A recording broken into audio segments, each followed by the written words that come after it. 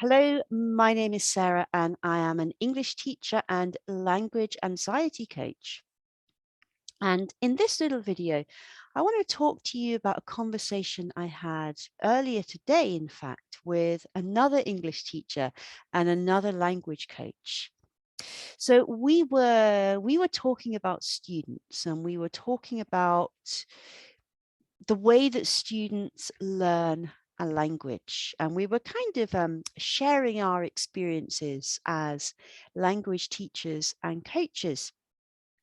And we were talking about how learners, not all learners, but many learners expect or even want their teacher to just give them all the information that they need so that the student can kind of absorb the information, and that's it. That's the end. There's nothing more that needs to be done. And this is something that I could actually probably talk about for a long time. I'm going to try and limit myself to a few minutes in this video. So what we've kind of got is a situation where the teacher is active and the teacher is producing information and giving it to students and doing all this work. And maybe the students are, making some notes or doing something, but the students are very passive. Now, this is a kind of traditional teacher-student relationship, right? We've got the teacher who's got the knowledge and the information and, the status and all of this. And we've got the student who is almost, in my head, I imagine a baby bird sitting with its mouth open, waiting for the teacher to feed the information. Now, most of us in our experiences of being at school when we were children and possibly even being at university will have had learning experiences like this. I know that a lot of my school life, I was this baby bird waiting for the teacher to feed me with facts and dates and figures and information. And I had to put all this into my brain and then do an exam and remember it, get it all out. And then, of course, the information is gone from my brain, never to be remembered again. If you asked me anything about algebra or maths, I would not be able to answer a single question because I forgot it all. So if I forgot everything that I learned at school, I guess we have to ask the question, was that style of teaching and learning really that effective? Like if I spent, I don't know, 12 years in education and I can remember that much, what was the point? But what was the point? It's a real question. We put our children into school and they do all this stuff. And in fact, my niece is working for exams right now. She's 11. She's not going to remember all that stuff because it means nothing to her. It's pointless information. She has to put it in here and then produce it in a test, and then she's off. She doesn't care. And why should she?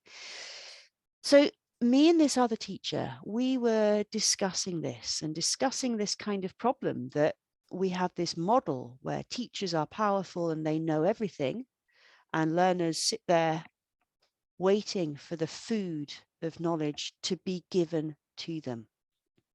And I think as learners, we can become extremely comfortable with this way of learning.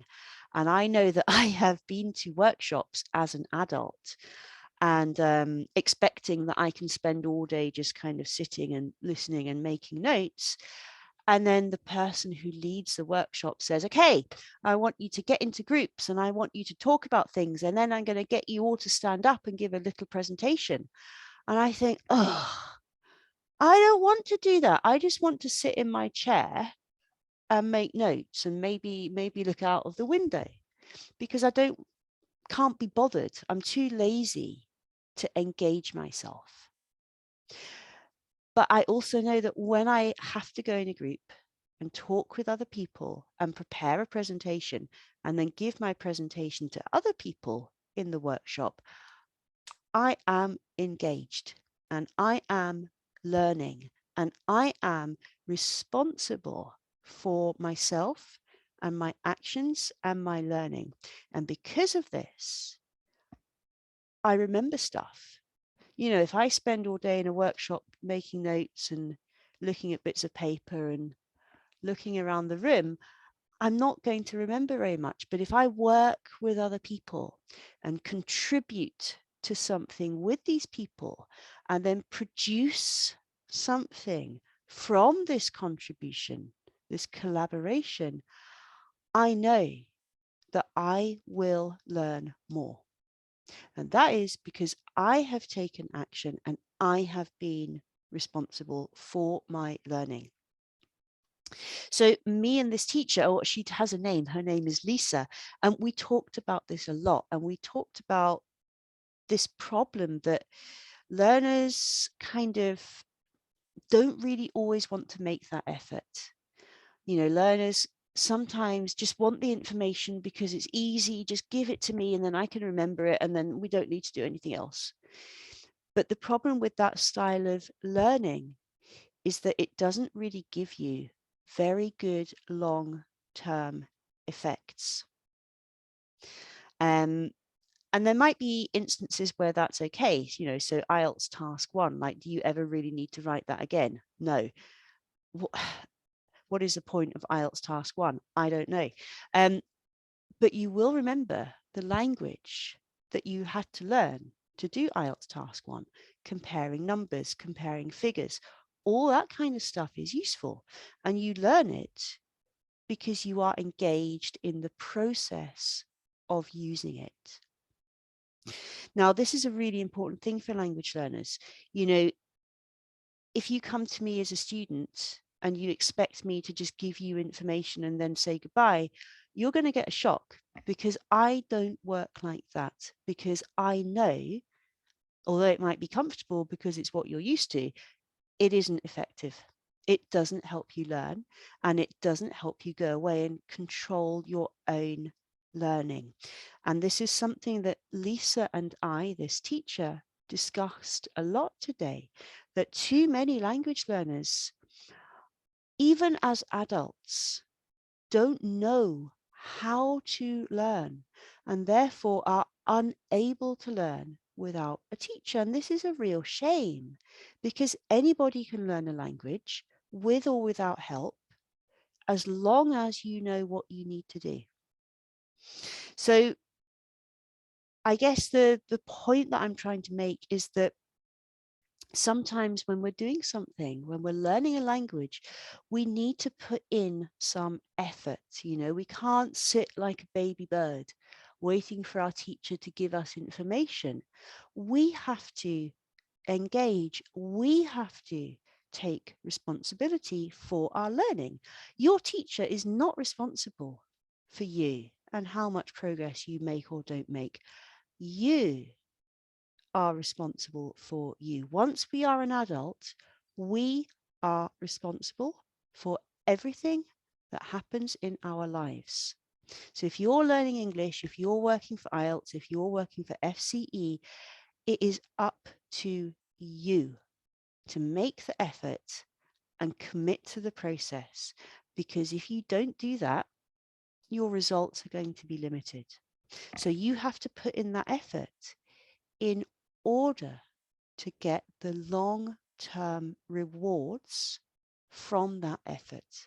And it's the same in everything in life. You know, if you want to do anything at all in your life, you are the one who has to put in the effort. Nobody can do that for you. We can help you, we can support you, we can guide you, but we cannot do things for you. Now, Lisa and I will be doing a series of Instagram live videos all about empowering language learners. So we're going to talk about things like goal setting, study habits, your mindset, why community is so important. We're going to talk a little bit about language learning as you understand it, so grammar, vocabulary, pronunciation, But we're going to really talk about all the other things that you need in order to succeed at learning English or French or Spanish or Russian or whatever language you learn. So these videos are going to be on Instagram. They're going to be starting on the 12th of May, I think at 11 o'clock in the morning. I did write it down. My memory is terrible. And we're going to do a whole series of these live videos. So it's really a good opportunity for you to, you know, learn more about how you can become a more independent language learner. Okay, so that's all I have to say about this for now. Sorry, it was a little bit waffly because I hadn't prepared today. But yeah, short-term effort for long-term gain. Don't think about the here and now. Think about where you want to be and put the effort in now so that you can get there. Any comments, any questions, of course, please do leave them in the comments section below. I love to hear from you all. Have a truly wonderful day, and I look forward to seeing you again soon. Bye-bye.